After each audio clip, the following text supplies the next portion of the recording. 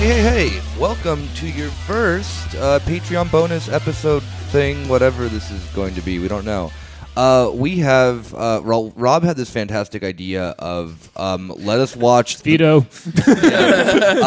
Rob, I promised the fans, veto your veto. I promised the listeners way back on early, like our 4th episode or something, that we would make Ciarán watch the Boondock Saints, because when I think I saw this movie when I was 14 or 15. perfect age to watch this movie. Yeah, that's what Irish people are like. Yeah. But that's not all. We did that I believe in the drill scene is called that link up between Corner Späti and our friends in Hölle Hölle Hölle. We have Jan and Pauli from the gang. If you do not know them, they're a German language podcast about how everything's shit. So yeah, just introduce yourself, guys. Pretty much So- it, right? Yeah, hi, I'm Jan. Yes, you are. And that's Paul, and we do a news commentary podcast where we just get real mad about daily news. In German, so it's In even German. angrier. This sounds even angrier, yes. But yeah, so they sat down with us and watched this masterpiece of a film. Fucking and rad. Ciarán, I think Ciarán and I are in the same just mind space, except for that Ciarán is just actively mad, and I'm trying to not be. Is lá seach é seo, Dinne in Norfolk North, is Irish inach nuid. Atá inata go hoifig na sir lichten ientara, agus a freistine erig atá ina goni sa fihe sé conte den chid is mó.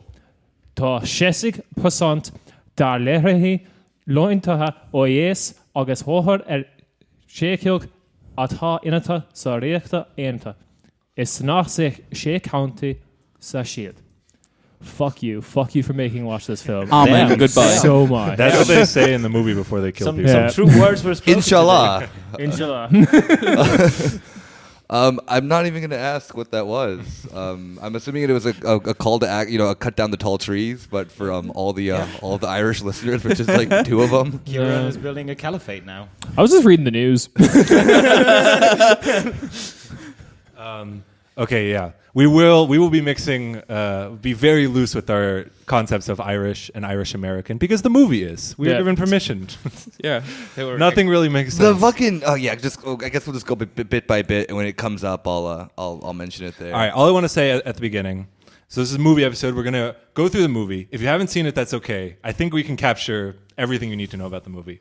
And I didn't suggest we watch this movie just to torture Ciarán. That was just part of it. And now I feel a little bad not seeing. I don't even watch good films. I hate this.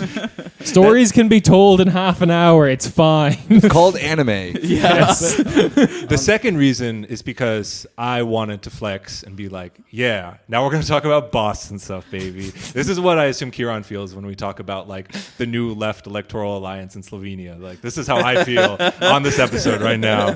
We're talking about my stuff. Can we talk about Slovenia instead? This is the party for the animals. By animals, I mean 2 brothers who go beast mode sometimes. Just mean Irish people. I mean, the plot's really simple. If you want to go through it, they're cool. Wait, one more thing. No. Before anyone complains that this is about the U.S. and not about Europe, I promise it's about Europe. We will talk. We will connect it at the end. We have some points. But I also want to say, there's one European. Don't fucking complain. You paid for this episode. There's one European you may have heard of named Jacques Lacan. All right, unless he's one of those French. Shaka Khan. Unless he's one of those French, My 50 dad has French all her philosophers who was born to French settlers in Algeria. I don't think so. So I believe his theory. Nick, please edit in that I've never read Lacan. I have no idea what I'm talking about. Now, okay. You just said it. I don't think I did anything. So in what I said right now. in Lacan, I believe you want to kill your father, and in Europe, the father figure from modern Europe, that it can't face its true origin. Its creation is this anti-communist, basically bulwark. You're looking way too much into this Created movie. by the United States, the militarized state, and it can't. This relationship is sublimated, so it can't lash out and kill its father, but it still is attracted to this violent energy inherent in the father, and instead it reflects it to the mother, which is the European Union. So we're here to take apart these No, just No, I hate through this beautiful This is movie. horrible. We're here to take apart. Who's Africa? We will see. Okay. my stepsister. Oh no. We can't do this. You're my step African. That's all I had to say. Oh God. European POV incest porn. yeah, it's But very strictly popular. step. Damn, Asia's Step watching siblings. right now. Yeah, it wouldn't be European dynasties without Yeah. some interbreeding. So the best way to start is with the guy who made the movie, I believe. I thought you said you wanted the plot Yeah, summary. the It's plot. just it's two dudes who are cool and they kill people because they're just vigilantes, and then eventually the cops think it's cool too. Like that is the plot. That is the movie. Yeah, There's and nothing else. it's all fine because like God told them so. Yeah, yeah, There's yeah. like a divine intervention moment. It's cool. It where is God's like, "Yo, do the like- caliphate, but in like do Boston." the Boston Marathon bombing. Boston, Inshallah. The primary message that I got is that queer people, funny though, right? Yeah? Everyone agrees? Right? Yeah. Right? They listen to classical music. From whose mind did this image spring? Only Who is someone. the Zeus to this beautiful story is Athena? And before you complain, this movie has made like millions and millions of dollars internationally and in the US off DVD It sales. doesn't mean that it's good. This is like my dad's logic. has spoken of like, to people. But this is like, but what kind of dumb logic is that? Of like that it's like. Oh, we'll find out. Yeah, but my dad always says the thing of like, oh, Maroon 5's a great band because they made a lot of money. It's like, but they aren't a good band though. Still, Yeah. like. But It's what like is- this typical capitalist mindset of Yeah, anything Rob, that you doesn't make fucking- money isn't good. No, Yeah, you fucking our whole pig. podcast is the people who are popular for some reason. I don't know why people read these people. We have to deal with them. That's Yeah. how I feel about this movie. Okay, This whatever. movie's like, the Jan Fleischhauer of movies. Oh, you have con- to, you wait. have to respond to That's it. foreshadowing, people. Jan Fleischhauer. This is, yes. There is important no- This is stuff. definitely better than my theory, which was it's the Maroon 5. I like that better. I I am. like when Maroon 5 gets spoken to by God and commits religious murder. Hello, this is God. Commit moves like Jagger. All right. This movie was created If by you a play man. it backwards, it is telling you to just. Yeah, You know, it is telling you to establish the caliphate in Yeah. Boston. That's also what it says if you play it forwards. It's very. it's a palindrome. Palindrome song, yeah. This was made by one Troy Duffy, born June 8th, 1971. That's smack dab in the Gen X energy. And he really wants you to know he made this film. Oh, he yeah, said he- it like 3 times. Many times. I have a few notes from the director's commentary later, which fuck. I'll sprinkle in as we're Of going course, through the yes. plot. Director's I commentary. have a question. Was Troy Duffy also one of the actors to like? I bet there's a No, cameo sadly where he he wasn't in appears the movie. Oh, This damn. is what he looks like. If you want to see Oh, him. wait, that can I is see him? true Boston energy. With that look, he no could. fucking way, dude. That's a random picture of a guy in a bar in Boston. That's just your father. That's just some Oh, dude, like that's like of course alt-right that guy media made the channel. movie. But he was born in Hartford, Connecticut. And I tried to get some information on where he lived. There's another article that says he's an Exeter, New Hampshire native. What's important, not from Boston, not from Southie. He is in. Is he from Ireland? No, By not, any chance? his father. It was a little hard to get details. His father was some kind of leader in the Jehovah's Witnesses, so he grew up very religious in the Jehovah's Witnesses. Which It's like, damn, you know what is cool? Catholicism. Like, yeah, that's the real. That's which the real definitely fucking- colored his image of like, yeah, this is what religion is like. Just did some Catholic stuff. All I have from his life story is that he was working as a bartender in Los Angeles. It seems like he owned the bar, so he seems like a pretty wealthy suburban Boston person. Did he say fuck ass a lot? I'm sure he did. He was in a band called The Brood, which was renamed to the Boondock Saints when they got their record deal after the movie came out. Oh, And there's actually a documentary called Overnight about Troy Duffy, which is about the making of this movie. And because he got this like big budget off this, like he just wrote the script. He got a big budget from Miramax and Harvey Weinstein for $15 million. And they had interviews with like, they were talking to like Keanu Reeves and like Ewan McGregor. There's a nice note that Troy Duffy, who you just saw, and Ewan McGregor, in their first conversation, they had a debate about the death penalty. And then Ewan McGregor decided to no longer work on the film. So I'm wondering. That's you guys my can general. fill in the blanks to what happened in this conversation. Ewan McGregor, pro-death. That's what I'm getting from this. But the initial premise for the Boondock Saints came. Ewan McGregor's a young Jedi Padawan named Obi-Wan Kenobi. So can I just pitch one kind of theory that I think I've pitched before? It's a general, like, all-encompassing Irish-American theory, which is the worst Irish Americans are the ones that have incredibly American first names slapped onto Irish last names. Because Duffy is an Irish last name. It's like Duvik, and it's fine. That's fine. But then you put on a name like Troy. Other person in this campaign, Brett Kavanagh. There's no one in Ireland called Brett. That is a stupid fake name, like Chad. Yo, Chad Kavanagh, what's up, bro? Ciarán, I don't know what to make The of Virgin Brett Kavanagh. Chad Kavanagh. I don't know. Chad Kavanagh Kyle gets Kavanagh. consent every time. Unlike Brett. I don't know what to make of this anecdote. I wasn't going to say it, but another actor he was in conversation with was Kenneth Branagh. I don't know how to say his. He was, or the screenwriter, I think he is. But then he couldn't pronounce his last name, Branagh, and he left and he called him cunt instead. And then he also resigned from I'm not working on the movie. I don't know what that means in terms of with the Irish last names and not. Kevin's an Irish name. Kenneth. Oh, Kenneth's also an Irish name. But the fact that Troy Duffy had this reaction to this guy. Troy, who's called I don't know what Troy? that means. Okay. The initial premise for the Boondock Saints came when Duffy and his brother Taylor were living in a rundown apartment complex. This is in Los Angeles, 1996. Duffy notes that drugs and guns that came constantly through the building and how he and his brother always fantasized about doing something about it. You mean like Just something. What? Writing a stiff word letter to the local politician. It's fine. So wait, you're telling me that then wait, so where was he living at this time? In Los Angeles. In LA. Again, Does it he's say, a wannabe musician. Does it say what aspiring part of LA screenwriter. he lived in No. at that time? Okay. I'm assuming that there's a lot of just like racialized rage, like that is obviously behind this. That he's like, hence why he also then like in the script just like had to write as many racial slurs as possible. Yeah. So very like just American energy. Honestly, dude, I could change things. There are a lot of honestly dudes in this movie. Yeah, which we will get honestly, to. dude, if I weren't afraid of prison, like I could just go beast mode on these dudes. If God told me I should kill everybody, I'd fucking do it. I mean, sure, wouldn't you?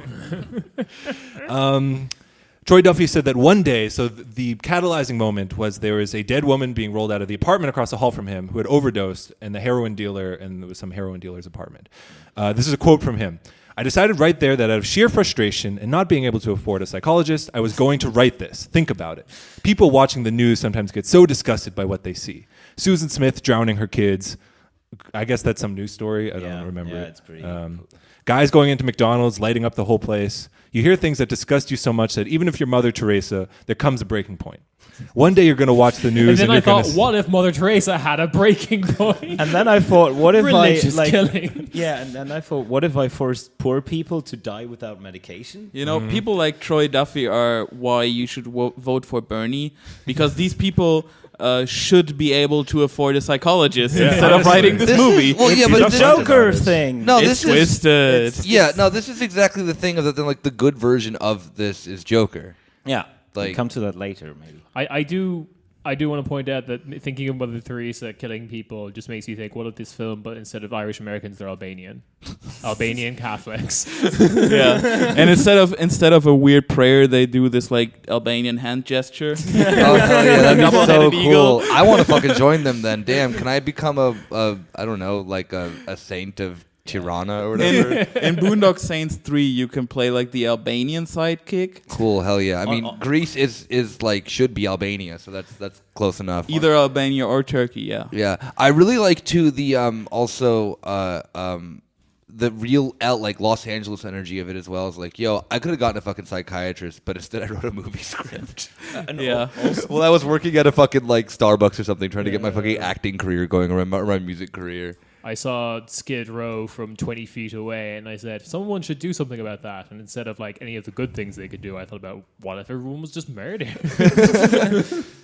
Honestly, I'm pretty like scared of violence, but if your gang has a really cool hand sign, that kind of I think most gangs have really cool hand signs. really. Which one should I join? Albania. The Which one has the best? The gang called Albania. Damn, that's really cool. All right, that's all I have. Should we summarize the movie? I already did it earlier. All right. First impressions. Boston. Catholicism. A church. From a dude who has no idea about how any of these things function. I'm not Catholic. Troy Duffy's not Catholic. Can someone explain the opening church scene? I don't What's going know. on? If you nothing. love Mr. Jesus Tradcraft? very much. It was nothing. Yeah, the thing is that they walk in there, they're like praying in the back of the church, like the cool kids, and then they But they're just still in walk church. past the preaching priest and do their thing at the altar. You like can do no that. one, no one cares for them. They kiss the feet of Christ, which is like, I mean, you got to be like weirdly just weird. You're not even like devoted. You just got to be a fucking weirdo to be like, yeah. Yeah, No, but this they. is go on, sorry. Go on. Yeah. They like get treated like the regulars at the bar that just come in, sit down, and the Oh dude my gives God, them they're the beer. Irish who love kissing Yeah. Jesus' And feet. There's like the preachers preaching, and nobody pays them any mind. Like whatever, let them do it. They're a little freaky. Let's not get in their way. But they miss. All right, but this is the thing: is that like if they're really Catholic, you cannot leave mass before the Eucharist. Yeah. All right. Okay, so this is something I want to get to because I think Rob's talked about this before about like Protestantism in America is just do whatever the fuck you want. That this is Protestant Catholicism. Yeah. It's just I'm saying I'm Catholic, but I'm just doing whatever the fuck I want. Yeah. What would you call Protestant Catholicism? Yes, exactly that. Maybe Jehovah's Witness. No, actual Protestant Catholicism is just Anglicanism. It's just Catholicism where you get divorces. Yeah. I did forget. I buried the lead. Not only so they work in a meatpacking plant. Oh yes. And they're just two normal dudes who love owning the feminists they work with. Okay, first scene in the meat packing factory is the one brother hitting the other brother With like raw a meat. meat, Yeah. a big With a meat. With a big like meat. a big It was- slab of meat. Yeah, Yeah. we're not. All right, you guys, we're doing exactly what we weren't going to do. We were literally analyzing every single. That is literally the No, exact but the next first scene. scene is important. No, These are it's the not. important None ones. of these things are important. There's nothing I- important in this movie. I- There's not. There's feel like- nothing. I This is feel a like- stupid movie for stupid people. I'm Nick, sorry, cut but Nick's I mic. feel, No, I'm not going to cut my own mic. I'm sorry, but I feel like them sucker punching a feminist kind of is important. It's just to show that they're cool. That is it. And they're only cool to fucking dudes named Kyle who think that this is what Irish Catholicism in fucking Boston is like. Yeah. And So- there's just all these we're like, like, nudges. yeah, you can hit women if they started. Exactly, yeah. There's all these like just like continuous, just like this has to either be written by a dumb guy, which it obviously is, or it had to be written like the way that then like Mac from It's Always Sunny is written. Is that then like it's just like purposely written to be a dumb guy who would like this? For anyone who is familiar with Always Sunny, this Mac is the subculture that was birthed by this film. Yeah. Like, that dude is the product of this bullshit. 100%. Yeah, like it's every little small thing in the movie, like that's like, okay, the Russian dude who comes to like come and kill them. What does he fucking have? Well, he has just a fucking desert eagle that just has the fucking hammer and sickle on it. Because what does every dumb guy want? At least every dumb guy in Arizona that I knew was like, bro, when I turn 21, I'm gonna fucking buy a deagle, bro. It's like, Yeah. 360 no scope the fools. yeah, dude, and it's like Deagle just sounds like a designer dog. I just really can desperately be if you want need it to to be. shoot someone in an You know, Egyptian tank. So it's good. You bring up the Russian King. communists. was he Ukrainian? Communist son of a bitch. So the boys, the two lovable lads, beating up feminists, going to church, because they're good. They go to church. They speak like 20 languages because they're fucking smart. Wicked smart. They drinking at the bar with the guy who has Tourette's for some reason. No reason for that character. Scary movie jokes Yeah. is what Yeah. it is. And they're just hanging out, and he's like, and the guy, he has an Irish accent, some kind of Irish accent, at least in my ears. Yeah, no, he does, and it doesn't make any sense because there is no Irish immigrant wave that meets his age. No. Like, Yeah, to I be- was thinking about that too. Like, there is no one that then is like, because this takes place in the 90s. Yeah, and he's like 70 or whatever.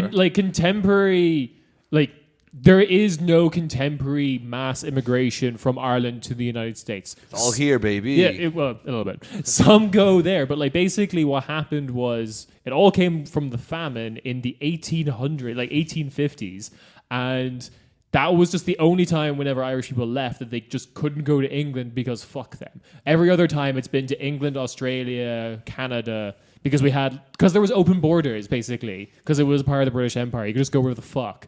And there's just no. It's like when you see a modern. They actually did a really good joke about this in BoJack Horseman, where there's like an Italian chef in Los Angeles, and like the whole joke is like, I'm an Italian chef. You don't actually see much of me anymore. That's not a thing that happens because all Italians don't move to America anymore. They move to Germany. Oh, like Irish people moved to America in 1850s. Yeah. Then there was one generation where they all were just piss poor, and then they were all cops. That's basically it. Yep. So as the bartender's in his Irish accent is saying he has to sell the bar because the Russian mob is buying up everything. Who walks in? The But Russian two mob. big fucking adherents to Marxism-Leninism. And We're burying the lead, but on the tip of their Desert Eagle, which is very Marxism, prominently Leninism, displayed in the Desert next scene Eagleism. when they're like, threatening to kill them, is just a giant hammer and sickle.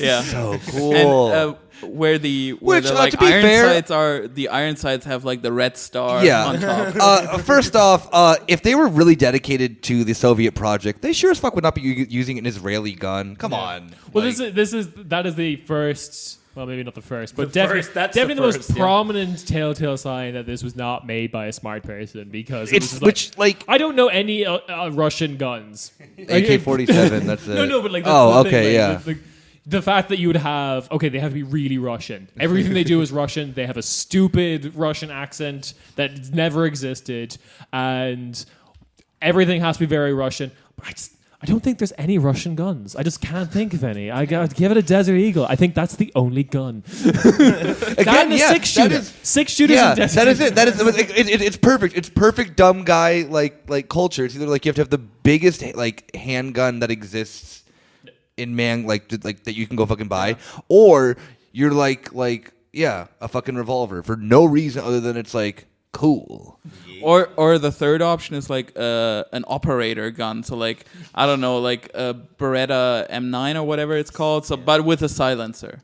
That's Well, like which is what the the- tactical choice. Yeah, which is what our boys in our lads who commit crimes for Christ. crimes for the sake of humanity. I mean, we should talk about the scene where it is established that they get a call from God. Well, no. Before that, we have to introduce one important character. no. So they kill the Russian my mobsters. favorite character. And then who I just want to point out, this is from the commentary track. When this character came on screen, he's like, "Bro, I wanted Led Zeppelin's "When the Levy Breaks" to be playing." But he couldn't get the thing. He couldn't get the copyright for it because They said they asked for $17 million. Yeah. They would always Led Zeppelin always used to do this, like where they would ask these just absurd Worth it. things. And then like the very first movie, hilariously, that they gave the rights to was like School of Rock.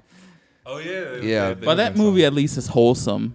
Exactly. Yeah, and I think that was one of Christ murdering people. yeah. I just love these Isn't little it? peeks into the auteur's mind of like, I just wish Led Zeppelin was playing. When who comes in? FBI agent Willem Dafoe. Smecker is his name? Yeah, Smecker. Oh, I thought they were making fun of him. No, the his whole name is No. Smecker. FBI agent Smack. We Smegma. There are ridiculous names in this movie. We can't remember all of them. Chekhov. One of The the Russians named Russians is Chekhov. literally Chekhov.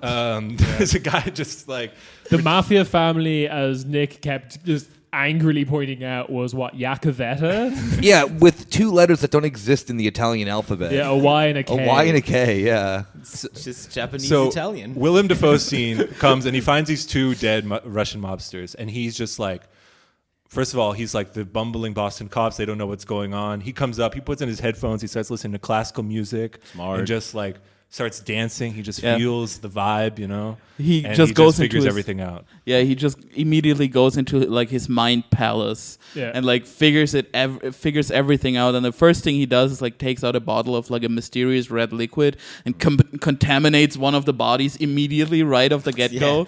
And to figure out that someone shot into a wall, looks at the bullet hole and immediately sees that it's mysteriously a 50 cal bullet.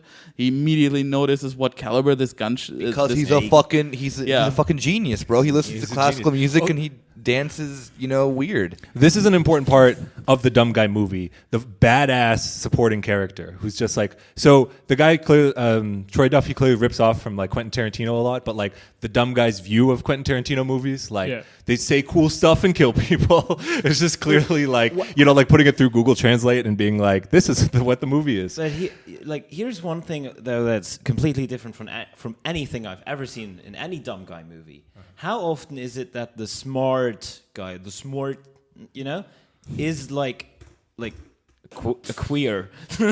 How often is he like someone that is like an object of ridicule, right? Yeah, but he is this very constructed gay character of like All the he cliche, says yeah. the F word. Yes. He's one of the cool ones or whatever. It's the gay equivalent of I'm not like those other girls. It's like this your dad argument about being gay. It's like being gay is okay unless they're like very effeminate or like showing any signs of loving men. But don't make me have to change. Yo, he's just gay for the sex. Yeah. But because the implicit thing about this is I was just like, I've written a character who's gay and he says the slur that I want to say, so I'm allowed to say it because I've made the fictional character that lets me say it. Hey, I have gay friends. Boondock Saints. I wrote a character that gave me the ghetto pass.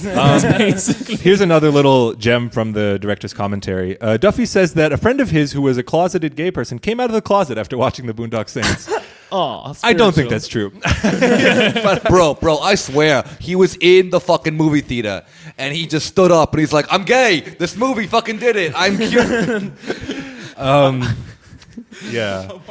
Willem Dafoe is If I say I'm gay, am I allowed to say the F word? easily the best actor in the movie. He really gives it his all to this character, but it's just a ridiculous character. Yeah. Well, the fact that he just like comes on like onto the virtual stage. Oh, and it's just playing the most stupidest fucking Saved by the Bell ass butt rock music, being like, "This guy is cool." Oh yeah, flashes on the screen. The coolest scene ever in that movie is whenever there was just I forget which scene it was, but the entire like badass like guitar track was only pinch harmonic. Yeah, it's like it was pinch harmonic and then just dive bombs with the tremolo. Yeah, it was literally just like if I were to like think of just a joke of like cool guy walks in saying like just. Okay, I want to say about the music choices in this movie. There's one I really want to talk about, and it's the romantic music. Yeah, because it comes up twice in the movie. Twice in the movie. Once when they get their big fucking guns, and the second one is when the Italian guy gropes a stripper that's passed out. Yeah. I feel the exact same. Guns and passed out strippers. But it's okay that he gropes the stripper because he'll like tip her. Yeah, that's what he says. I'll tip her. Jesus. That's There's okay a bunch then. of super racist jokes in this movie. They also are like, all women are just always up on a ton of drugs and yeah. Like, I Ron guess Jeremy drops hard R's. Ron Jeremy is in the movie. Hey, I have another point of that if you want to hear why he cast Ron Jeremy. He's like, yo, I wanted to do with a huge dick, and I got Willem Dafoe and Ron Jeremy. Willem Dafoe has a huge dick? Yeah. So, he cool. does. This is like I thought this was like common knowledge. It's there was what movie That's is what it? I've heard. It's like Lars von Trier. Or whatever. he was like had like a movie about that. He used a stunt dick. Lars von Trier made a movie about how his dick is used. There was a scene where Willem Dafoe was supposed to be naked, and it freaked out Lars von Trier so much that he used a stunt dick that was smaller. I don't want to be this.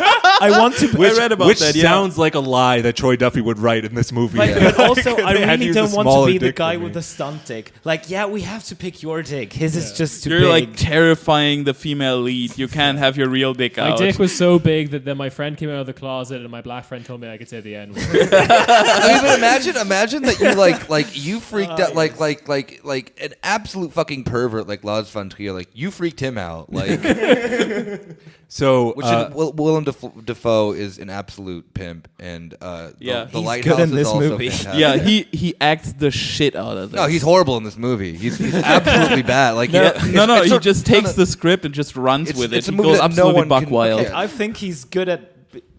Okay. Sorry. So Willem Dafoe clearly finds out who it is. And the two brothers who are at the hospital because they got hurt in the firefight, when they killed these guys, they just go to the police station to turn themselves in to be like, we're going to tell them it's self-defense, which another great, I could Dumb guy thing. I could convince all the cops. Like, if I just went there and, I used my charm. That's one level above. If you're a cop, you have to tell me. Yeah, exactly. If you tell them it's self-defense, they can't do anything. This is like the type of person that's drunk and just mumbles stuff like, stand my ground. And exactly. That's exactly a perfect thing of that. Then it's always that dude that then would tell you that then all right, I can shoot you right now. yeah, this is a phenomenon that's very specific to states like Arizona where you can like conceal carry without a permit, which I think is the only state. And it would always be like, it would be like, That's wild. Yeah, it'd always be like, I just have it on me in case I have to use it, stand your ground. But the truth of the matter is, even in Arizona, let's say you fucking like commit a self-defense crime, the very first thing that happens is that you get arrested. Like, Yeah. They never think past it. It's like, damn, it'd be like, fucking kind of cool. Then a trial happens, right? Where No, not always. Like you can get off pretty. Trial. But you get arrested, you get interrogated, all that, and then. But there's at least some kind of investigation if that's like okay. Yeah, no, of course. So they go into the interrogation room with Willem Dafoe and our two protagonists. And Willem Dafoe is about to record them. And one says, and they say, wait. And then they say something in, the closed captioning said Gaelic. Boo, and they dumb shit. speak to each other, and I don't know what they were supposed to be saying. They were talking about like, I can't remember what the exact subtitles was, but it was like talking about can they trust the cops and this guy and whatnot. And then Willem Dafoe's like, damn, you guys speak other languages? And then they're like, yeah, we speak Russian. And they say something in Russian. In the worst Russian. In fairness, though, I have seen like that is kind of just a very American thing or a very small town American thing because just Americans are just not pushed to learn another language like ever, especially white Americans, and it will just blow their minds. But the fact that it's like a white guy speaks what they show 4 or 5 languages, Gaelic, Irish, Irish, German, Russian, German, Italian, French. Yeah.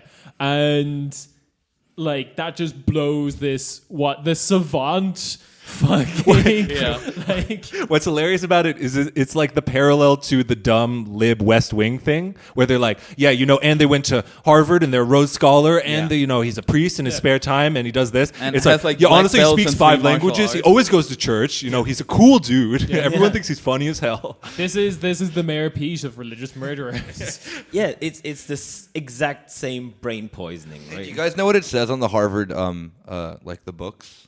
On the Harvard seal. Veritas? Yeah. Wow. And Equitas? No, not that. I was hoping that then Damn, was like that would have been so cool. a really dumb like Boston thing of like, they're smart. They have the Harvard shit tattooed on them. Well, so one of the brothers has Veritas tattooed on his hand. Like on the trigger finger, The other one has Equitas. Twisted. So this is the other thing that I don't get about this fucking characters. So why did they get all the... Okay. I agree. How can 2 people be so cool? I was asking myself constantly. Well, that's what the film is definitely going for because there is no fucking conflict. There is no repercussion for any of their actions, like barely. Everything is just like approved. They're in they're not even hassled by the cops. They're just like, they come out. Cool, high fives all around. They're like, fuck yeah, you show him. It's literally, and then the whole police station cheered for me, bro. And then everyone clapped. Yeah, it's literally that happened. But like the thing that like weirds me out, I guess it's like we can talk about how this is a template for just like American police just going hand in hand with like right wing terrorism. But the other what was my kind of like original point here is the really strange thing I don't get about these characters is that after this bit we get the scene where God speaks to them telling them to kill all the Russians. Also Italians. Yeah, don't forget. Kill everyone that ever did something wrong. Everyone with a parking ticket. It was like organized. It was like get rid of all the filth, and then only the good people will be left. It's Death Note season 2, and I'm just wondering, is Irish American God just like John F. Kennedy or something like that? Yes, God. It's I want you. Ask not what your cops can do for you. Ask what you can do for your police. So we do have kind of like going back to the Hotep shit. We do have like God's representative on Earth, and that is the Kennedy family. Hell yeah. Yeah. You guys like in the oldest restaurant like in downtown Boston, there's the booth where JFK used to sit, and it says the Kennedy booth above it. Yeah, really? Yeah, of course. Yeah. Yep. Boston legends. But the thing that I don't get about this character is the scene where they're just like, you have to kill all the fucking filth, cut down the tall trees for God. Happens, and we're meant to believe before this point they had all the like twisted Catholicism tattoos. Like you see that person down the street with the like fucking Virgin Mary tattooed onto their neck. Also damaged on his face, but it's in Latin. Yeah, basically that. And you think that is a person who thinks God has already spoken to them. Yeah. what is jihad in Irish? There is no word for jihad. I just want to connect the dots quickly. So Willem Dafoe is like... Hang on. I'm looking this up because it translates to struggle, right? That's what jihad usually is. My jihad was that famous book, was it not? So just to connect the dots here, Willem Dafoe's character... Is there an organization called The Base? No? Oh, okay. Well, yeah, Ciarán, also look up what is Al Qaeda in Al Qaeda. It's just Al Qaeda. So Willem Dafoe's character is like, damn, you guys are smart. Why are you working in a meatpacking plant? But he just likes them so much. He's like, all right, it was self-defense. They can go. Everyone thought the exact same thing about Abu Bakr al-Baghdadi when they found him. Just as like when he was working in a meatpacking factory. factory. When he was in fucking Abu Ghraib, they're just like the other dudes came up to me like, damn, like But the movie does make sense when you think about it as like on a meta level. Like it's like a dumb guy telling a story, and then it's like, and then God said I could do it, and like. If you're following a story, you're like, that doesn't make sense because you already had Veritas tattooed on you. But like, that's just the way he's telling it. Yeah, and then everyone clapped. Maybe he just had a message from God earlier. So to listen to any upcoming message from God. Stay tuned. The Irish for jihad is trid, which is also the word for fight. I'm very disappointed with this translation. Then the two brothers, I guess, stay in jail overnight, and then they get the revelation. Yeah, wait, from they God. were already freed. That makes no sense either. Like, never mind. But you got to be cool and stay in jail overnight. Yeah, they're like, just hang out. I had a sleepover with my cop friends. Yeah, dude, I could sleep in jail. Me and And they let my 600 of my Italian mafia friend just walk in. me and 600 of my favorite fucking cop buddies. Okay, I just want to read one quote from the director describing the two characters. He says that the two brothers who work in a Boston meatpacking plant possess mythical, saintly airs. Somehow they know 5 languages. This is now it's a quote directly from him. Like the one word I didn't expect. That's like the one word I didn't expect to show up. It's like mythical. Yeah. Magical Irish, It was like a unicorn that walked into the precinct. Okay, this is a quote. Sounds like a joke. 2 unicorns. Whenever they don't want anyone to know what they're talking about, they speak in Latin, which is wrong because they speak Irish. So Yeah. Why would you pick a language that nobody speaks? Like, Well, no, that is a smart move. Like, I get, okay, if this was a smarter film, I'd be like, okay, this is multilingual people in a situation with a cop in America. The language that you could probably be guaranteed that the cop, no, in real life, no, but Irish is probably like, because the other languages they have are like basic ass, like spoken by millions of people languages.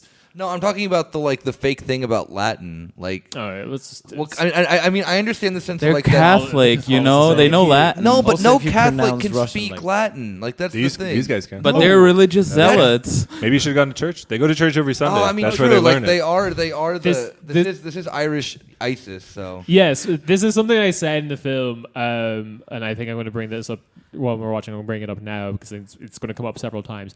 This is the most live-action anime Catholicism I've ever fucking seen. If anyone doesn't know, there is a TV tropes page where you can look it up. Anime Catholicism is a thing because Japan doesn't really do that whole like organized religion. They're just like, my parents were Buddhist, I had a Shinto wedding, and I had a Christian funeral, whatever the fuck goes. It's happened. It's work until you die.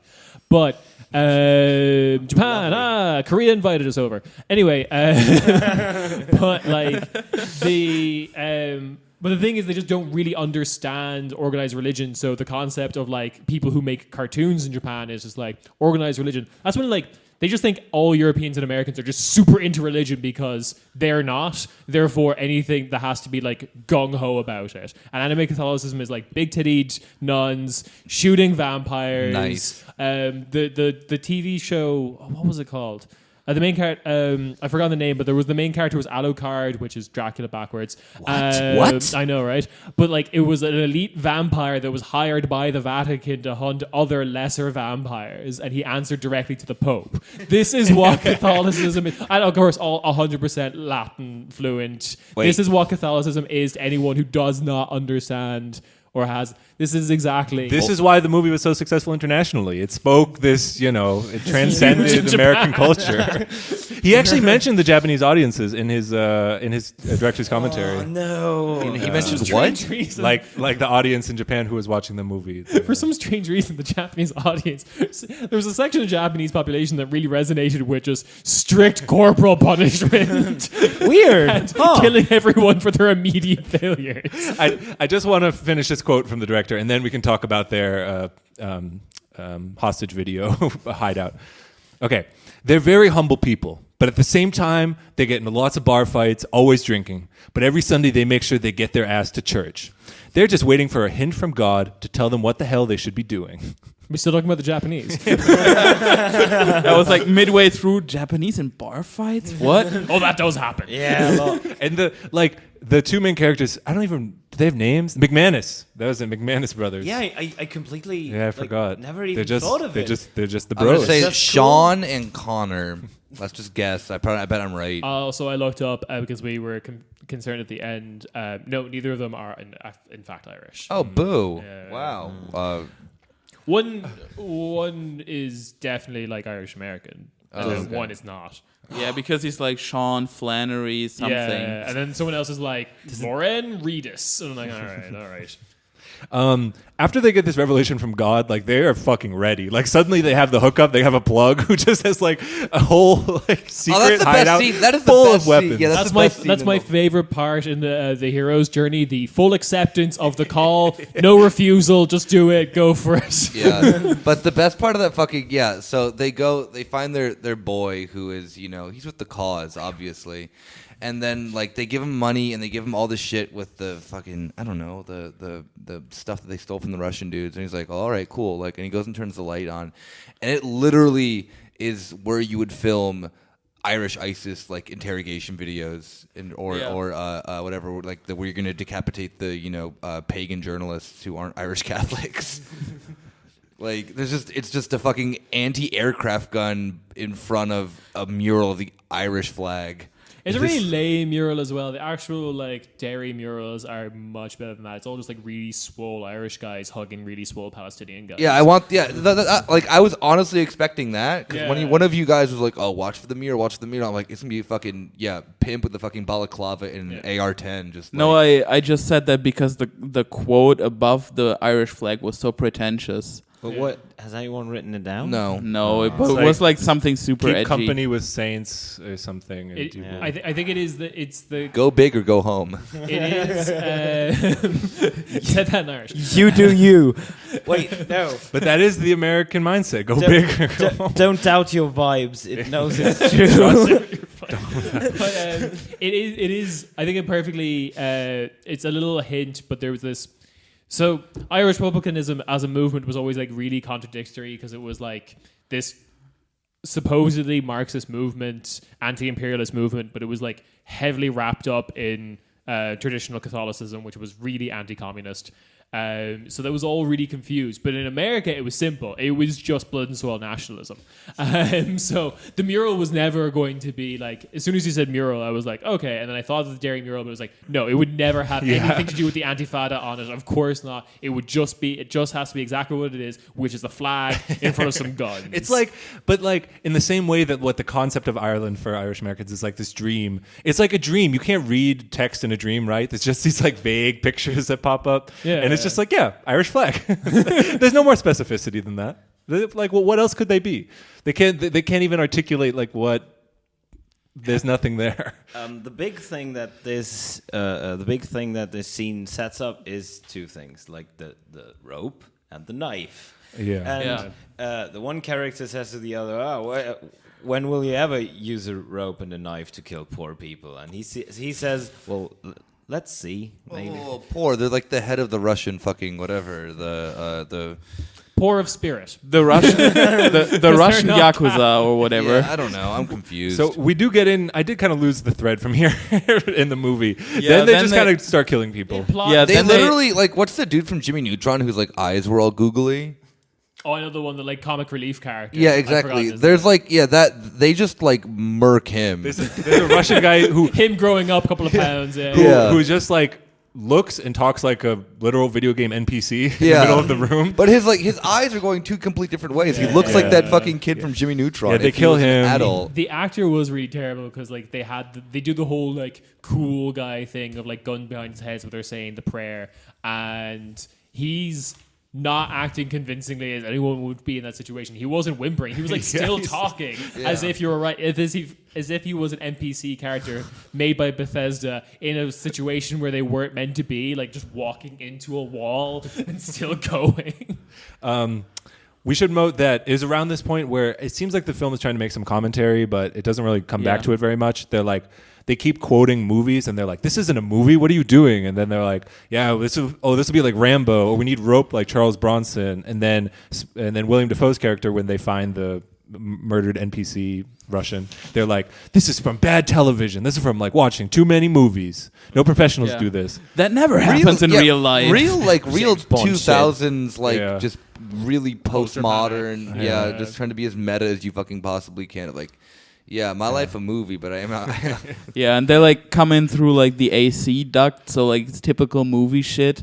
They break through the wall, hang from the ceiling upside down, and tangled in their fucking rope, and like spin around like a disco ball, shoot everyone in the Again, chest. it is literally that thing where Mac from It's Always Sunny is talking about how he's gonna like break into the World Series and like gonna do a backflip while he has like two Mac 10s just like lighting up the stadium for no reason, and then rappels down the like wall, like he climbs up the facade of the stadium and then does a backflip down or something, and like in his head, and like that is that scene, and it's so cool. And this is like, if I watch this movie as Mac, it is beautiful. We should point out that none of they keep quoting this vaguely religious sounding stuff. None of it's from the Bible. No. Duffy says in the director's commentary, he wrote it for the film. His dad helped. His dad, who is some Also leader in the Jehovah's Witnesses. Yeah. So after this, like their dumb Italian friend joins them. And Rocco, baby. I'm not trying to be offensive. Like that's his character. Yeah, they keep calling him the dumb Italian guy. Be careful, he's a POC. They're calling him the funny man, and that's very like meta because he's literally like the jester in every Shakespeare play. So then he kills some people. What's his name? Troy Duffy. Yeah. He knows his shit. Bard. Huh? Troy He Duffy definitely was- read like King Lear or yeah, something. dude. That's my man's smart. Troy the Bard. Yeah, so like Rocco also gets sent to the Russian mob meeting to like kill people, like the Italian guy, and they like see him at the door, and they decide to do a little prank on them, on him. And as soon as they realize that he was sent there with a revolver to kill 9 people, they're like, "Yo, dude, you're a setup." Yeah. So then he just joins them. Yeah, he Yeah. joins them by killing like other contacts in like the Italian mafia, and of Right. course, like It's a contacts industry. You can't do that. yeah, and of Networking. course, all the mafia people think that the Italian is the one that's murking all of the people. Also, like after every crime, so it's always like framed in the sense like backwards, because you see Willem Dafoe's character like analyze it, like what happened, and then you see what actually happened. And then there's always this like news footage of this Sarah McBride, and she's always like, "Here's the crime. These very, very evil people died. Everyone thinks it's cool." Yeah. I'm not exaggerating. No one is sad about Yeah, this yeah. one. They say that in the movie, like crime against organized crime has risen, but no one's sad about it. Yeah, this is how I remember Big correctly too. This is a throwback to again, big brain man Troy Duffy being like, yeah, this is a throwback to how I feel about the RAF. So then, as it goes on, there's a confusing part where there's some like ultra hitman working for the Italian mob, and then to kill him, they get some ultra hitman out of jail who's Irish. And what's his name? Il Duce, played by Billy Connolly, a Benito Scottish Mussolini. actor. A Scottish actor. Well, it's a melting pot, you know. It's America. So I actually want to say, because for whatever reason, at the very last scene when they're in the courthouse, they decide to like do native Irish accents. For a film set in Boston, there's actually very little Boston accents. There's just the cops, isn't it? Yeah, like the old kind of higher up cop that just says, "Yo, I want this like done by the numbers." And he's in the opening scene and then like never again. Yeah. But like they do like traditional Irish accents at the very end, and the only one doing a decent job is Billy Connolly, because anyone who can do accents from the UK can probably do a decent Irish accent because it's right fucking there. Rob, I want to know this though too, because you are also from the Boston area. Please. And let's just wrap up. That's the movie. You don't. You don't. Analysis time. You don't have a. You don't have a fucking. You don't have a Boston accent either. Like, what is this front? It is a fake thing. It is not a real. Not that many people have a Boston accent. No. It's very specific to like some neighborhoods in Boston. You mean to tell me you're not wicked? And I do say wicked sick. That's Really? Yeah, things are good. wicked sick. Smart. Yeah. Are you wicked smart or something? Wicked smart. Yeah. We're going into analysis, so let's find out. Yeah, no, but wait, but one quick thing before we go into the whatever Lacanian analysis. Then I did my Lacanian analysis. Yeah, whatever. I don't give a shit. I got another one. Maybe a Star Wars reference. Yeah, well, first, the absolute best scene is where because Willem Dafoe is obviously doing his detective work and being cool, and like the last crime scene that then he solves then happens at the same time, like with him there, like reenacting it, and at the same time, which is a framing device they introduced in the last third of the film. Yeah, which like the level of inconsistency is perfect. But the best part is that then he just fucking like they're in like a rich white neighborhood, and he just like while the shootout like reenacting the shootout, Willem Dafoe gets so into it, he does the best scene where he just fucking pulls out his handgun and just unloads a clip into the air. And they had a firefight. It is kind of like it like is this so cool. orgiastic bliss. Like he just looks so happy. And he's like oh, you know what he's like? He's like that guy, the guy who looks like the what is it? The Turkish dude who killed the ambassador to Russia, the Russian ambassador to Turkey. Remember that when that happened like 3 years ago after like the Turkish ultranationalist like went into an art gallery and just shot him when he was giving a speech. Oh yeah, I do remember that. I see the photo. There's a video of him where he. Oh looks yeah, like, that was when Turk Vision was cancelled. Yeah, exactly. Tensions between he literally has a fucking moment like that where he's just so like stoked in the moment that he just. Yeah, I remember the photo. Yeah. We'll put it in the show notes. And like him shooting his gun, like the also like hip slightly angled and always like incredibly badly queer coded. Like and like the you get it, he's gay. Yeah, and like the pistol, like shooting his pistol like a sort of phallic symbol of like his lots of phallic, his ecstasy of this bloodbath. That's like a visual metaphor for like coming buckets. Yeah, dude, it was shooting ropes. Wait, so many ropes. We have to mention maybe my favorite part of the movie. So in the scene where they, in this last big scene, they kill you don't need to follow the exact details. They kill the super Italian hitman, and then the Billy Connolly hitman's coming to kill them also, so they get to shoot out with them. Doesn't matter. So they're Rocco, they're like Italian third in the crew. He finally kills the guy, and they go over to congratulate him, give his homie a kiss. He puts his hand over his mouth and kisses the back of his hand. So smooth. It's when you want to be affectionate but not gay by any means. No, can't do that. Okay, so I think this would lead into this little scene. I think leads into one of my things I'm going to put into the analysis fire, which is this is hot.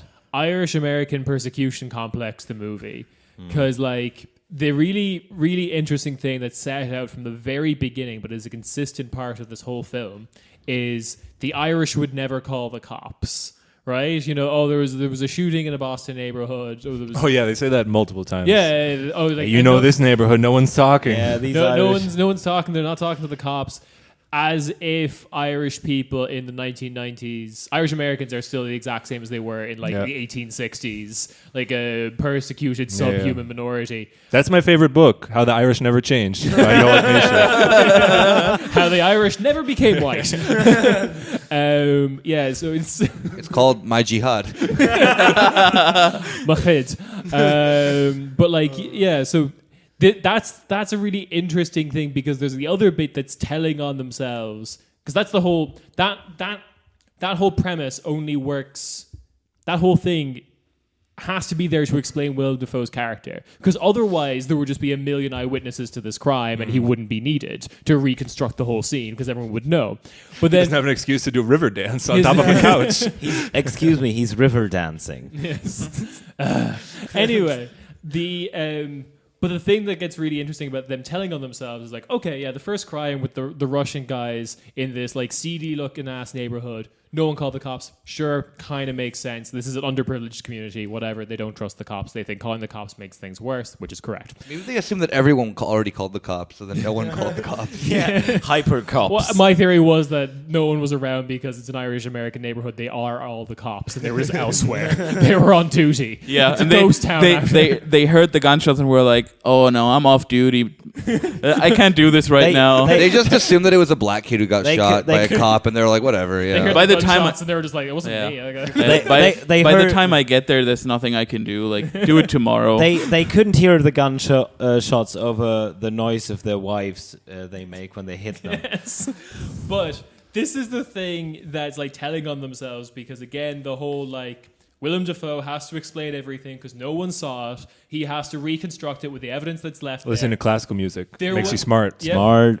But there was like an open fucking, as he says, firefight, as in Nick correctly points out, in this bougie ass neighborhood, as if as soon as like 5 men one woman doesn't recognize would immediately call the cops at that point. Well, this is None of what. them were black, so. But this was foreshadowing or perfect to the Boston mindset, because this makes them truly police, you know, because in after the Boston Marathon bombing, famously the younger one, Dzhokhar Tsarnaev, like was on the run, and they like shut down vast like cute like multiple Boston like rich suburbs and just drove tanks down the street and were, like, kicking it down everyone's backyards, and they found him hiding under someone's boat, and they just like riddled the boat with bullets. The Boston police did. You can still find like Boston police shitheads, like they'll interview, they're like, how did you feel on that day? Well, you know, because they're called up from like another like a further out suburb to like, this is their big day. Yeah. Boston 9/11 happened. We got to go in. We did it, guys. We have to make Boston proud. Like an Officer O'Shaughnessy who's like, you know, finally Don't come home if you don't fire that your IDF gun. training is finally gonna help. There's one that went around recently, like a few months ago, but it was the new head of the Massachusetts Police Union, and he was just writing ridiculously racist stuff about like this is like when the Caravan was a big like boogeyman in Fox News, and he was writing like, well, don't worry, we're happy to take care of him once they get here. Like that's what this guy was writing in the like magazine for the Boston Police Union. And I looked up the guy. He's from Arlington, the same town where Dane Cook is from. If you want a sense of, you know, Jordan Peterson lived there. And he has this long interview with like, how did you feel that day? Like, because he was like called up to the big leagues to go like drive a tank down Watertown. All right, go ahead, Ciarán, sorry. To be honest, I felt quite powerful. Just as it was driving down, doing that thing in like you do in GTA where you just constantly rotate the turret. Hang on, if I fire backwards, I can make the tank fly. Yo, that's how you could get into the second part of Vice City before you completed the campaign. Exactly. That's how you get into the other part. That's how you get into like the gated communities in Boston. You have to shoot the tank into it. But the thing that like about the persecution complex thing is, so the film starts to fall apart very quickly, where it's like, okay, rough neighborhood. I'll buy into the fantasy world that this is all white Irish people that don't trust the cops. That's fine. But then we get into no one called the cops in the bougie ass neighborhood because it's also all Irish, and the Irish have ascended in America because that's true to 1990s America. But for some strange reason, they still don't trust the cops. Like they just contradict themselves in that like moment. We don't call 911. We don't call the cops. Once you Forget it, man. It's Irish town. Once you get the Irish word for jihad tattooed on your hand, no matter how rich you are, you're. It is just in English Irish word for jihad. I'll look it up later. I'll put the appointment with the tattoo artist. Let's just go. Yeah. I hated this. I hated everything about it. I have not seen a movie this bad in a while. Oh, Okay. What? like, have you Like any Zack Snyder movie, I think are comparable. Speaking of other openly fascist I directors, think, but that's the thing. Yes. This is like it's terrible, but Zack it's Snyder? more interesting. He would do like 300 and stuff like that. Like Batman The v thing- Superman. 300 Superman, was that Yeah. it? Yeah. Things like 300 have like $100 million budget, and then this is like a like a auteur from this like just this dumb guy from Connecticut who's like making his version, and it's terrible. But somehow there's something like interesting, just how like strangely like eerie, like it's in this uncanny valley of like not quite like a 300 level like fascist movie, but like almost there, and it's kind of like a weird like Hall of Mirrors kind of reflection of the same sentiment. Well, as I said, like after watching the movie, it feels like dumb guy fascism, the entryist movie towards that, like this dissatisfaction with like crime or black people or whatever, and this is the movie that tells you, hey guy, it's okay. You can kill a little bit as a treat. So I want to Yeah, and I think that kind of like falling into that as well is that like any movies about just being like a vigilante that then are pro-vigilante is nothing encapsulates American just fascism better than that, whether it be and I know that then people like Chijek probably disagree about this with like Fight Club, but exact same premise is that like you can.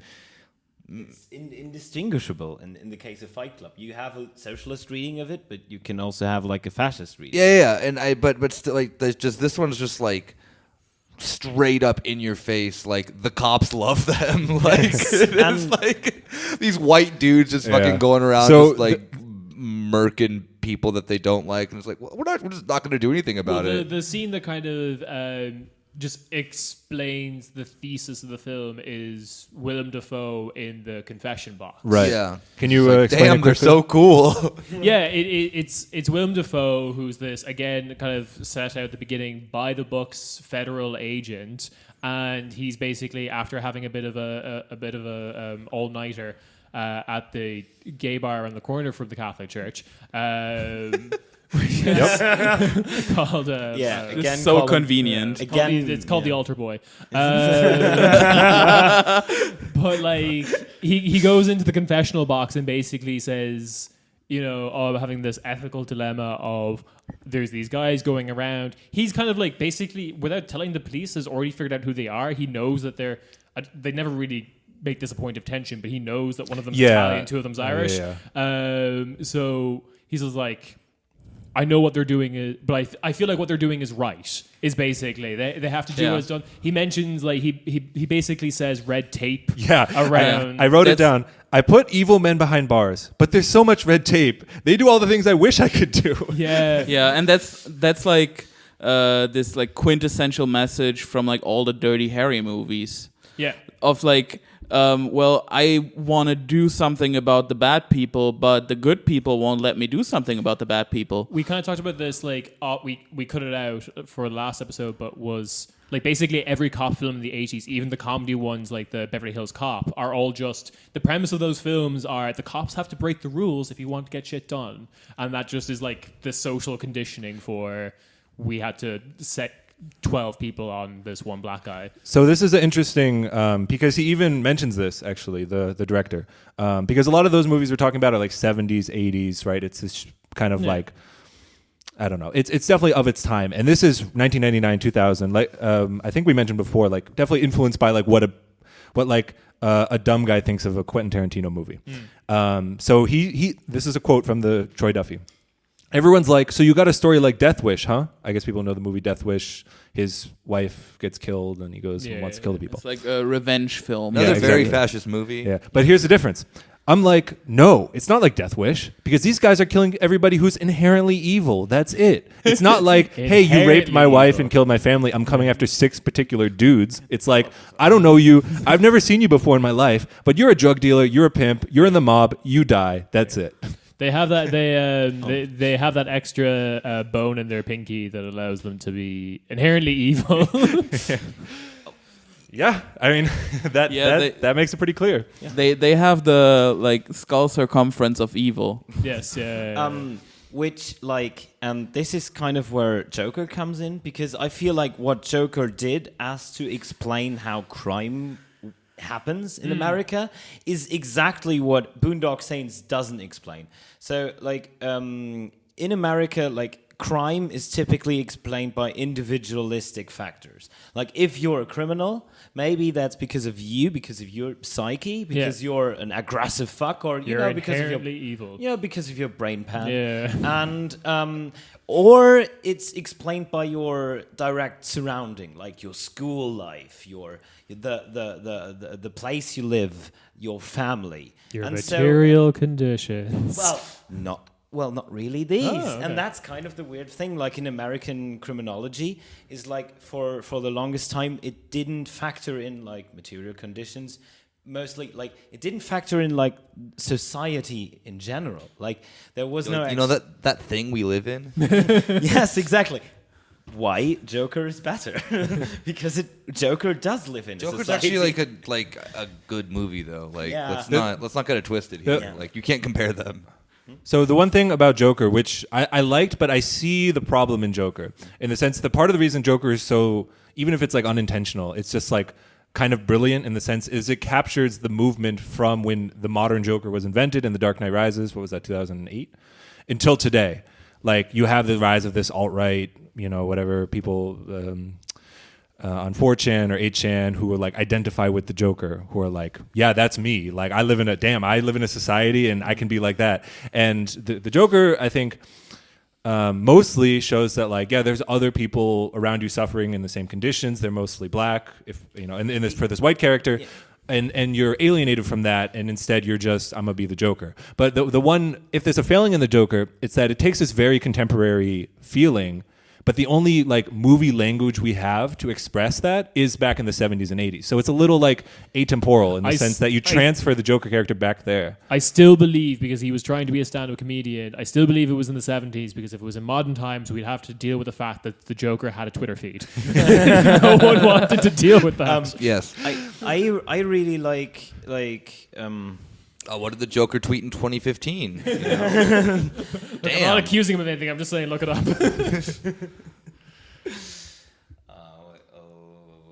Where was I? Well, maybe I can think of what I want to add. Well, yes, to the specific reasons of like, if you analyze crime in the way that it has historically been analyzed in America, of course it's inherently racist. Because if you there's nothing wrong with like taking like collecting data on how these people are, on their psyche and stuff. That is a point that creates crime. It does. But if you analyze it without like taking like social conditions into consideration, you quickly come to the point of, well, all these black people commit crimes because they're black, not all these.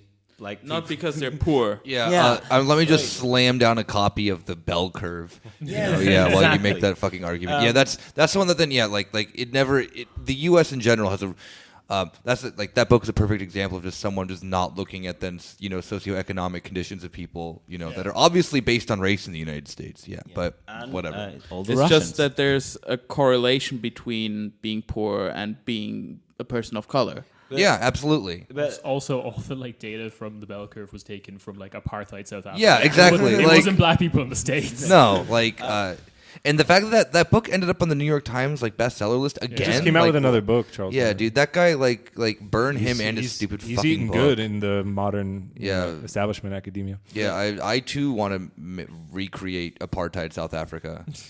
My name is Stefan Molyneux, Jordan Peterson, who Steven Pink, or whoever fucking else endorses that book. Yeah. This is my TED Talk. Sargon of Akkad. So we have this deeply fascist impulse. What I want to talk to, just as we like move towards the end here, is the international reception. I don't have the exact numbers or the data, but it is popular internationally. It is not just a U.S. thing. And I want to unpack with our I hate you. Our international international correspondents and our correspondents. What about it speaks to dumb guy culture? Dumb guy culture. The fact that this dumb guy culture exists around the world and that this can speak to it. Just as an example, the German Wikipedia for the movie has several bands or groups, musical groups, that quote from the movie.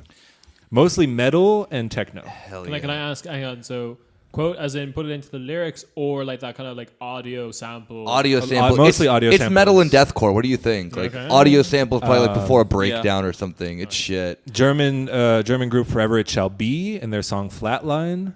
That's the scene. Something from Rocco, worst one to choose. Nargaroth, Hate Song. That's from Smecker. They have a monologue from Smecker. Feindflug, Faustrecht is the song. That's a techno song. I'm still pretty sure that's just a Nazi band because no one would call themselves that if they weren't Nazis. That has apparently several samples of film dialogue. Of course. Oh, curious. Milking the Goat Machine is a metal band, and that's just called like Ding. I think that's from the sequel. It's Ding Dong, like Ding Dong, motherfucker. Yeah, that's the you. Mexican sidekick because Rocco dies at the end of like Boondock Saints 1. Sorry for the spoilers. Yeah, at least jeez. it's like a similar scene to in Boondock Saints 2. It's like a similar scene to the Russian killing in Boondock Saints 1, where they're in a hotel, like big hotel suite, and they're like there's an assassination going on with the two brothers. They're also hanging from a rope, but outside the window, and then shooting everybody. And then after everything, you mean it's that level in Black Ops 2 where you are in Venezuela and you're trying to turn off the dam. Yeah. Given that game came out in like what 2011 and foreshadowing. Did not have any a connection to the CIA. So then the Mexican sidekick is also like a room service boy, like our man Rocco was in Boondock Saints 1. And he's like amping himself up in front of the door and thinking of a cool thing to say, and then he hears everything like going off and doesn't get through the door until everything's done. Comes in, both guns pulled, and yells like, "Ding dong, motherfuckers, ding dong." It's just, it's a cool one-liner. I gotta say, it's funny. There's some more groups. The Dutch DJ Headhunters, maybe you know them. That's like the hard style in Dutch. Fit perfectly. People who like hardstyle would definitely love this movie. Yeah. Hardcore is mijn leven. Hardcore will never die. Wait, so I have a question for you guys. So what would you guys count as? We'll just talk about Germany. What is the German like hot couch movie other than this? From my experiences, everyone loves Inglourious Bastards. Yes. Yes. And it's interesting. See, look, we were bad. Yeah. Well, it's funny because like I want Brad Pitt to spank my grandfather. I've literally had this conversation where they're like, that movie, Christoph Waltz's character, he's so good at how evil he is. It makes me horny for being a Nazi hunter. But like, you understand my point, like how the Christoph Waltz character plays a similar role to the Smecker character in that they're like a little crazy and like, but they're cool and badass even if they're bad. Yeah, you know what I mean? I think that's just like unfortunate because like, okay, Christoph Waltz's role in Inglourious Bastards is actually very good. I think he does an excellent job of executing that. He's become like a quintessential Tarantino movie. And I think it is like a perfect encapsulation of that. Then you have like, given the movie Kingdom comes a lot later, but what would be then like the dumb guy version of that is like, oh, I'm going to get another big Hollywood actor. And it's just so unfortunate that it is Willem Dafoe because he is so good. And just like, let's write him as bad as you possibly can. You know, we're like, and it like that movie is literally trying to be like, as you said, like, maybe you said this before, maybe you said this off air, of that then, like, you see one or two Quentin Tarantino movies, and those are the only movies that you've ever seen, you're like, I want to fucking do that. Like, that is a perfect encapsulation of that. The other big dumb guy hot couch movie in Germany is the one that's just the international hot couch guy movie, like Fight Club. Yeah. Okay, well, so this is something I wanted to talk to with the role of like how the fact that the movies come from the U.S. plays a particular role. So before when I arrived here today, I mentioned Uwe Boll to you guys, who is a German director. Auteur. He's an auteur. Well, so what's interesting to me, so the only movie I know by him is Rampage, right? That's his most famous movie. I would probably. I don't know. You know what? I've actually seen Far Cry in theaters. So, but I pirated that movie and it was garbage. It was hot garbage. Right. Like compared to Boondock Saints, Boondock Saints should have gotten an Oscar. Yeah.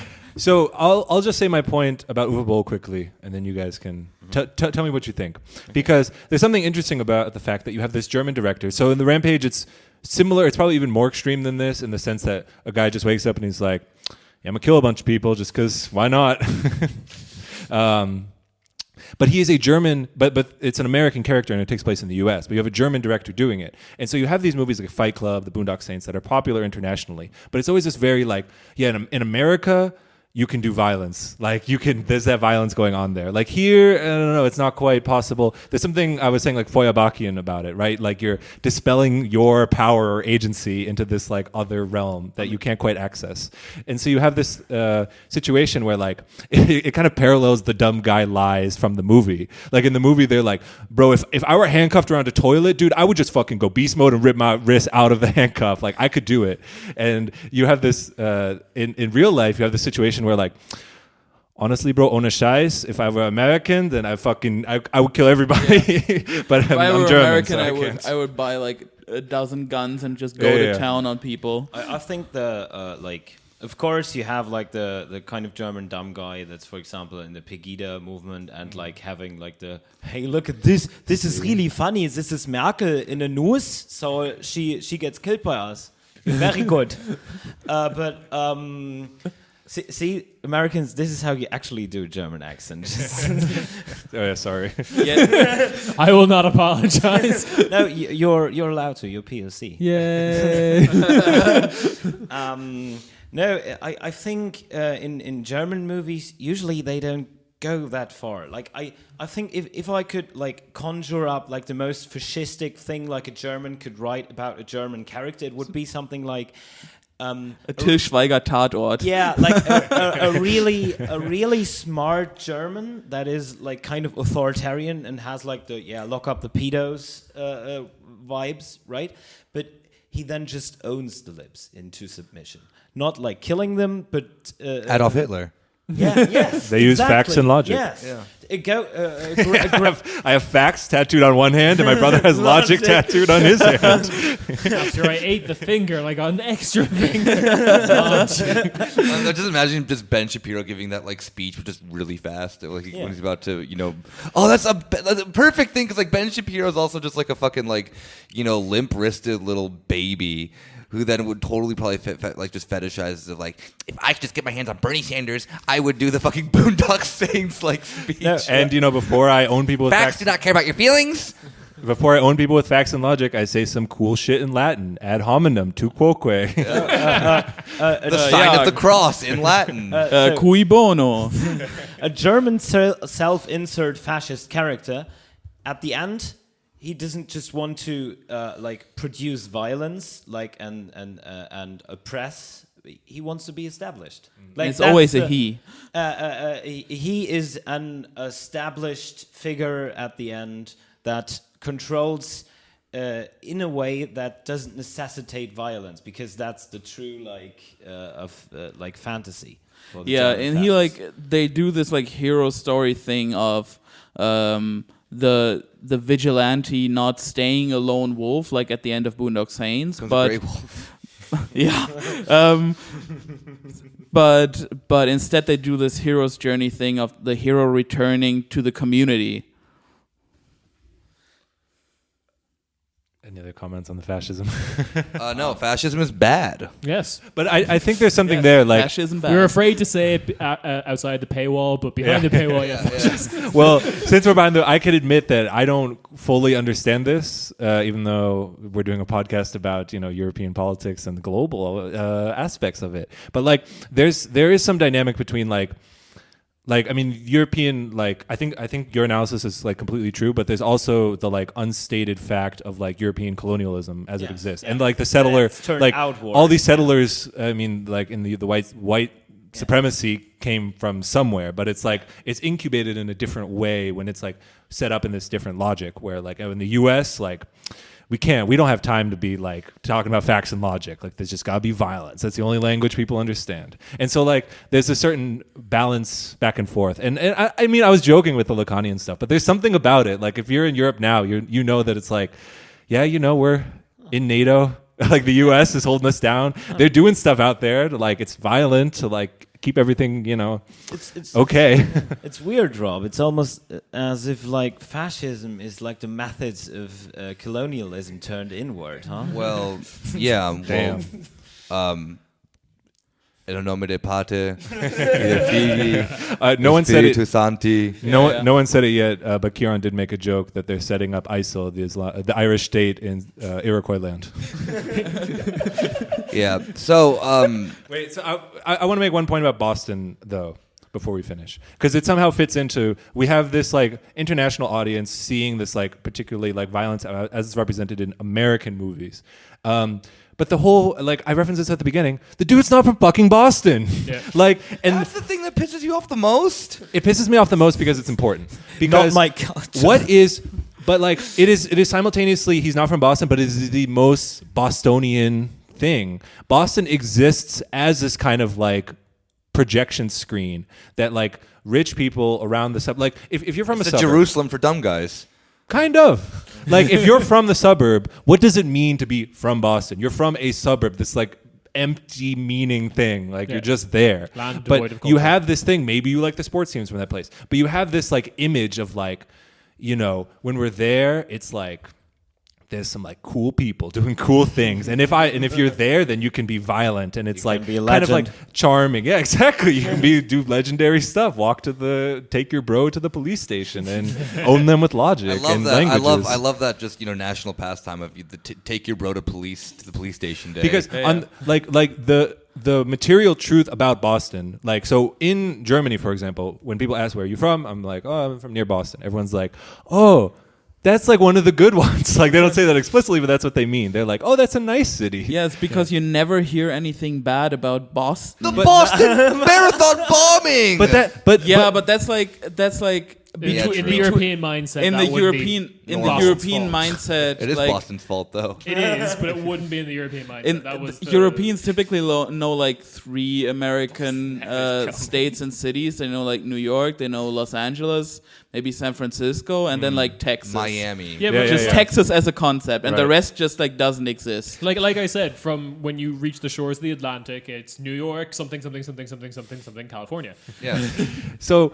It's like all these states look like squares. They're like weird little squares. So somewhere is Chicago, wherever.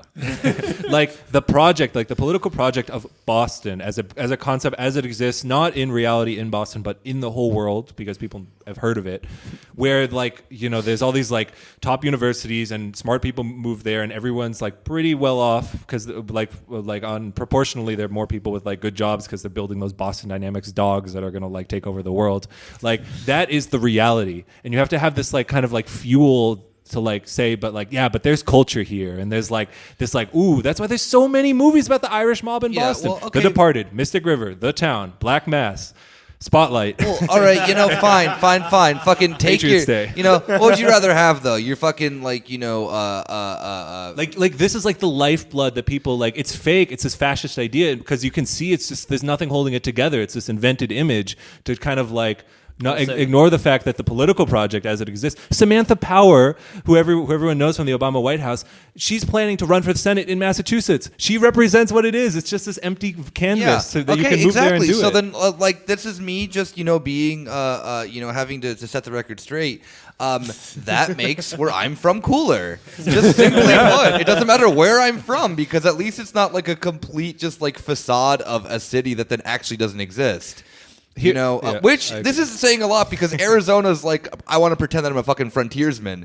Even that is somehow like that is more real and American than like this. Yeah, Samantha Powerland or wherever. Are there cities in Arizona? There's 3. Yes, and the most famous evil Arizonan, Joe Arpaio from Massachusetts. Exactly. Yes, Arizona.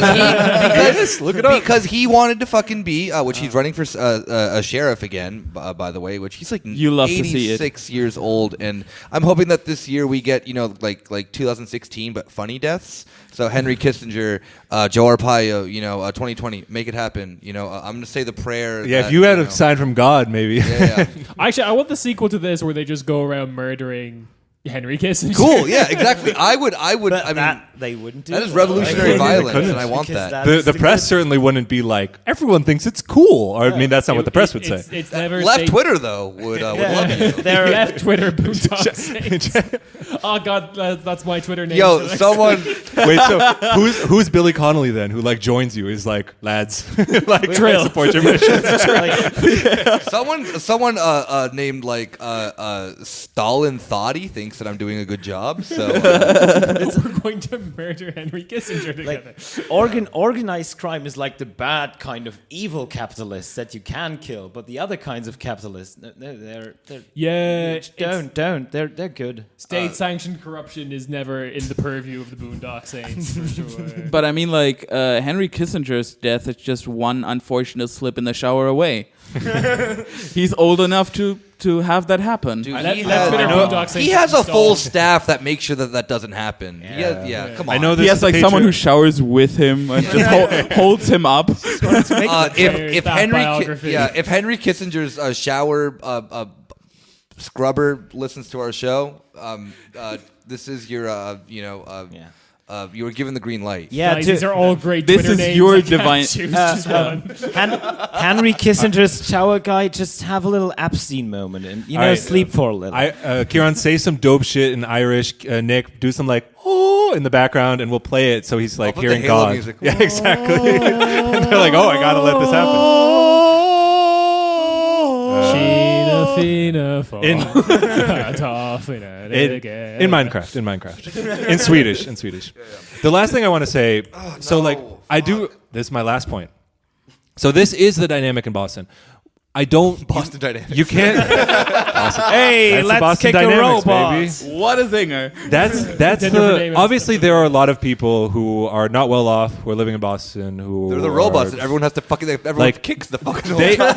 they Because you're exist. perverted. All you fucking weirdos in Massachusetts. Why do you do that to the poor dog Because machine? they couldn't kick women anymore. They exist, these people, but they're not like there's almost no popular discussion or imagination or representation of them. The only representation they have is this fake one through Boston crime movies. In South Boston, the neighborhood that's always portrayed in these movies, and in this one too, is being actively gentrified right now. And what really ties it all together is there's like Twitter accounts online where there'll be like, it's like, what's going on in Southie? And there's like a passive aggressive note like written on a car windshield, like, hey, you call this a fucking parking job? Like, whatever. And they're like, that's so Southie.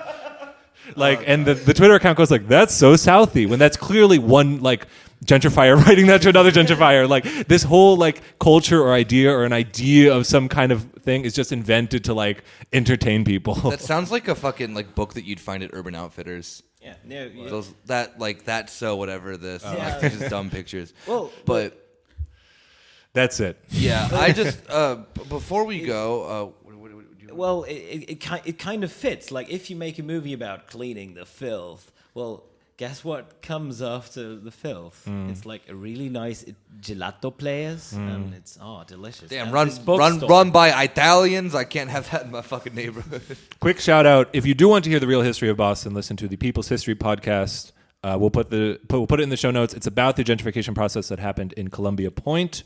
They put the JFK Presidential Library there. They put a bunch of stuff to drive people out. There were Black Panther free breakfast programs there. No one talks about that shit. It was a working class neighborhood that was organizing itself, and it was crushed. We actually kind of talked about this in the last episode of Hölle Hölle.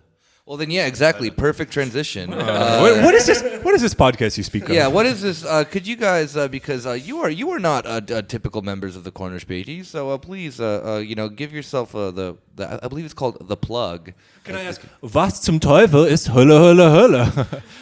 No, don't ask that. I can't So understand it. Firstly, the name is sort of a play on like a popular Schlager song by Wolfgang Petri. Great start. Yeah. Which also contributes to us living in the darkest timeline because that song exists. Nice. And it's basically daily news commentary. Like we each pick a topic that we kind of present to the others, and then we kind of try to melt each other's brains with it and Nice. try to get like By shredding guitar as hard as you can. yeah, doing dive bombs. And I always win. I don't know. We talked about a CDU politician nonchalantly shooting a POC after like insulting him with racial slurs, and like nothing ever happened and no one wrote about it. Like that's one of the topics we talked about. Or like Sigmar Gabriel saying that Germany had no colonial past. Yeah, that was like, fun, yeah. Well, then taking a job at Deutsche Bank, like Yeah. king. But so where obviously, as we said earlier, it is only in German language. So you gotta, if you want to listen, you gotta learn German first. Yeah, get where woke. can we find you the guys? wokest language, German. Yeah. Geh aufgewacht. Where can people find you two and your show? So we have a Twitter account for the show that's at HHHCast. That's where we like post new episodes. If you follow that account, like do that. We post all our podcasts on Anchor FM, also HHHCast. They're on Spotify like a few hours after we post them on Anchor. My personal Twitter account is @YoungPatrick1, like young, like the rapper spell it with just the U. The Y and a U. YUNG. See, it's a nice pun on my first name. It's because I'm Jan Patrick and I'm like Young Patrick. Pretty funny. Patrick one. You can usually find me in like a gay bar next to a church, and also on Twitter I am _recht, so HAT something. Yeah. Underscore. If you find him on Twitter, that's the first test that you can listen to the podcast. So yeah, on that note, we'll see you guys back for a regular scheduled Monday fun time then. Yeah. Thank you for listening. We hope you enjoyed our first ever Patreon episode. Yeah. There will be more. We don't have a set schedule. No. We're working on it. Yes. Thank you so much. Donate to the Patreon so we can get in gear with a set schedule. Yeah. Should I donate to the Patreon? I'm already donating to the Patreon. I bought my I bought my way. You get to listen to this. Yeah, now. I bought my way onto this panel. That's exactly how it works here. All right. And another quick shout out to the Triple H cast. I'm proud of you guys. I want the left online media in Germany and in Europe to keep spreading. We are talking that shit in order to lay the manure for 1,000 takes and voices to grow. Inshallah. That's all I want. Yeah. All right. We'll see you guys, Monday, whatever. Yeah. Or whenever you fucking listen to this. Yeah. Yep. Peace. Trid, Jerry Hintach. Auf Wiedersehen.